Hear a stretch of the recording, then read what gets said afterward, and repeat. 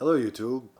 Today I want to share with you the first 4 rolls of film I shot using my Rolleicord 4 and my Yashicaflex, a German made, Japanese made.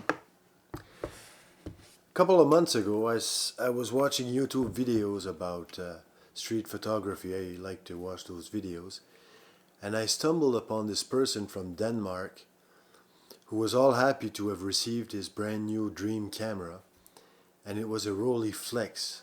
That kind of intrigued me, so I paused that video, headed on over to Marketplace, started searching for Rolleiflex, and the prices were like starting from $1,900 all the way up to $3,000. I thought, okay, I'm not going to get into that one. Then I saw a Rolleicord, which was only $400, and I thought, oh, I could buy that. So I went back to YouTube, searched for Rolleiflex versus Rolleicord, and from my understanding, the difference between the two was that the Rolleiflex had more features, but as far as image quality, same thing, no difference. So I thought, okay, I'm buying it. So I bought that Rolleicord, this one here, and headed on over to the camera store, bought the film, learned how to load the film. I learned how to use this camera, all on YouTube of course, and first time I looked inside that viewfinder, I was hooked. I didn't even finish shooting my first roll that I was searching for another one of these, because I was scared that if I was to drop it or if it was to quit working, I'd be out of camera. So I bought that Yashicaflex right after from a retired camera repairman. But after having developed both films, I miss a lot of shots with this one because it doesn't have a double exposure protection. So if you forget to wind, you can just click away and lose your shots. As for the Rolleicord 4, starting with the 4 version, there's a protection here that stops you from, that prevents you from taking a double exposure or an unwanted exposure, because you won't be able to crank it until you wind the film. So I got many more shots with this one than with that one. That's beside the point. Out of 48 rolls, 38 of them came out, and out of the 38 there was 17 shots that I was actually impressed and happy with.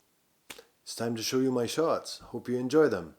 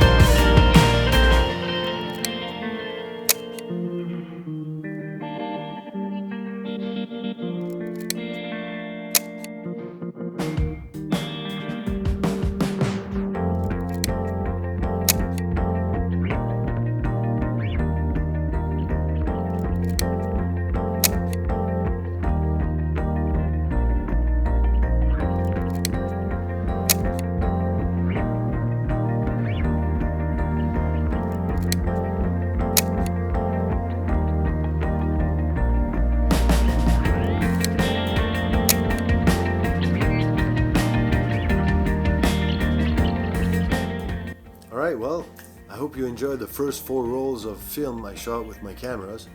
If you like them, if you like videos like these, you can hit the like and then subscribe. No, hit the bell, subscribe, like.